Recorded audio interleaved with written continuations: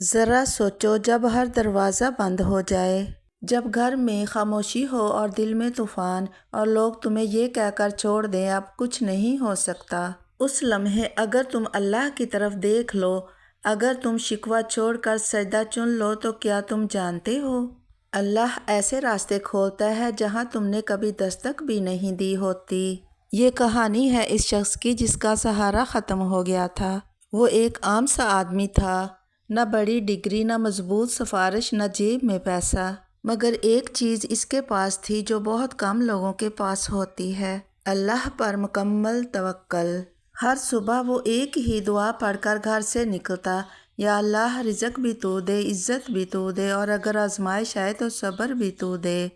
لوگ اس پر ہنستے تھے، کہتے تھے صرف دعا سے پیٹ نہیں بھرتا، عقل استعمال کرو، اتنا سادہ مت بنو، دنیا چالاکوں کی ہے۔ ایک دن اس کی زندگی کا سب سے سخت دن آیا، نوکری ختم، کرایہ باقی، بچوں کے اسکول کی فیس جمع نہیں، اور فریج خالی۔ دل چاہا شکوہ کرے مگر اس نے زبان بند رکھی، سجدے میں سر رکھا اور بس اتنا کہا: یا اللہ، میں تیرے سوا کسی کے آگے ہاتھ نہیں پھیلاؤں گا۔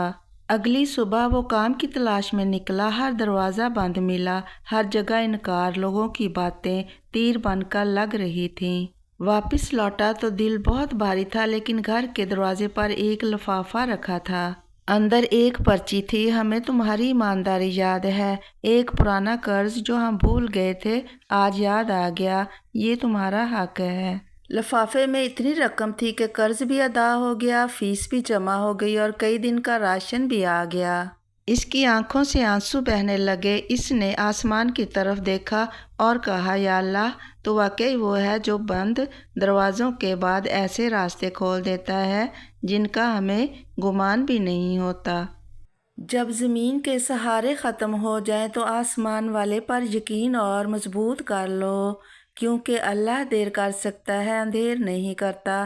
جو اس پر توکل کرتا ہے وہ کبھی اکیلا نہیں رہتا۔ اللہ پر توکل کا یہ مطلب نہیں کہ مشکل نہیں آئے گی، بلکہ یہ ہے کہ مشکل میں اللہ اکیلا نہیں چھوڑے گا۔